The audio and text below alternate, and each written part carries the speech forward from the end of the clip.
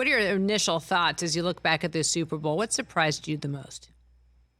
I don't think it surprised me. I thought they were two really good teams going into it. I think, the biggest takeaway I have, I made this decision after the AFC championship game that I was retiring from picking against Patrick Mahomes, and retirement's treating me well right now, I would say. It's just, it seems so inevitable, Suzy. And I think, even though stylistically they're different, it feels the same as it did with Brady. When you hand the ball back to him at the end of the game, you're asking for it. And, I think the Niners made the right decision in overtime to kick the field goal when they did.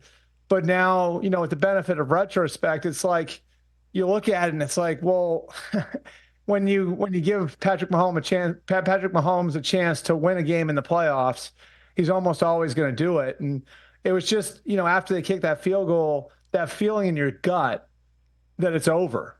It was sort of the same feeling I had when the Patriots won the toss against the Falcons in Super Bowl 51. You just knew it was over, And so, I think we start talking about Mahomes and the same vein we have other great athletes. That doesn't mean that his body of work when he's done with his career is going to be what Michael Jordan's is or what Wayne Gretzky's was or what, Tom Brady's was, but he's certainly on that path, and there are the markings of that sort of career, no doubt. 3 championships and 6 years as a star is pretty good. I'm curious about what your thoughts are on some of the players for the Niners, seeing that they didn't know the rules for overtime. Would you have ever, if you had been Kyle Shanahan, would you have ever set up Patrick Mahomes to have an objective to know exactly what he had to do when he got the ball back? Yeah. Suzy, it's interesting because I think one thing that really kind of strikes me about the really great coaches, I think Andy Reid's this way, I think Bill Belichick's this way, is they really start from the ground floor with their players every year, and it sort of becomes cliche that you're starting over, you're hitting reset, but it's the truth. And as complex as what Andy Reid does on offenses, or as complex as what Bill Belichick does on defenses, all of their players are really masters of the simple. They're masters of the rules, And I think you can even see it with Mike Vrabel's teams with the Titans, right? The biggest markings of Bill Belichick and Mike Vrabel is how he uses the rules to his advantage.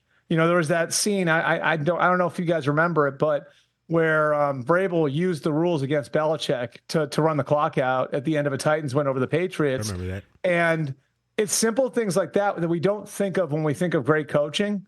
But, maybe it's a hurdle that Kyle Shanahan needs to clear now, is that, some of the simple stuff, when you get so tied up in everything that's complex and all the nuances of your scheme, sometimes you miss the simple things like the rules.